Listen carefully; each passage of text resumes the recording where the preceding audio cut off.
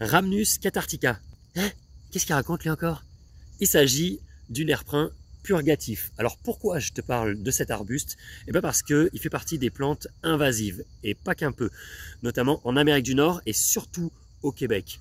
En fait, cette plante, elle est originaire d'Europe et d'Asie de l'Ouest. En Europe, on va la retrouver notamment depuis l'Angleterre jusqu'au pourtour méditerranéen. Mais elle a été introduite au 19e siècle ici à titre de plante ornementale, notamment pour faire des haies. Et depuis, elle s'est naturalisée. Elle pousse partout très facilement. Il n'y a rien qui l'arrête. Ombre, lumière, peu importe, elle va s'y faire. Elle a une croissance rapide et c'est bien là le problème. Cet arbuste va avoir très vite fait de former des fourrés denses parce qu'il va se reproduire notamment souvent l'un à côté de l'autre. Donc on va vite avoir un petit écosystème entièrement constitué de nerprin. Ça va étouffer la végétation indigène, ça va empêcher la régénération des arbres indigènes, comme par exemple les érables, les chênes, les pins. Ça va aussi réduire très fortement la diversité floristique au sol. Donc c'est un vrai problème ici. Mais alors comment on le reconnaît cet arbuste?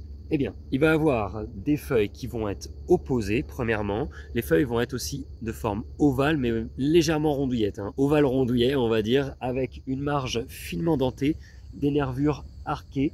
Les feuilles vont aussi être acuminées, c'est-à-dire qu'elles vont se terminer par une pointe, comme ça, très marquée, au bout de la feuille.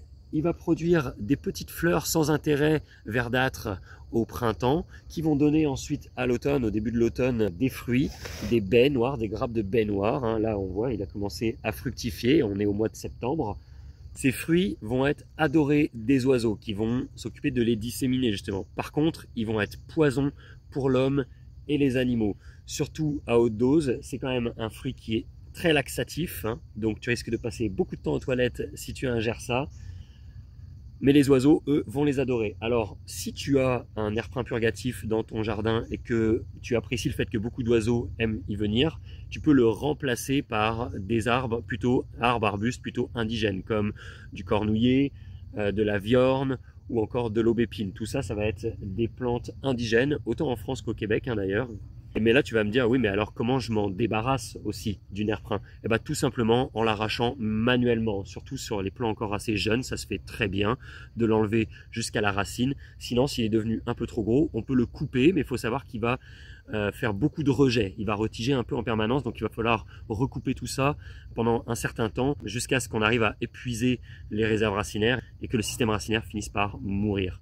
Voilà, maintenant tu sais tout sur le nerprin purgatif. Là-dessus, je te souhaite une très belle journée et surtout, reste branché.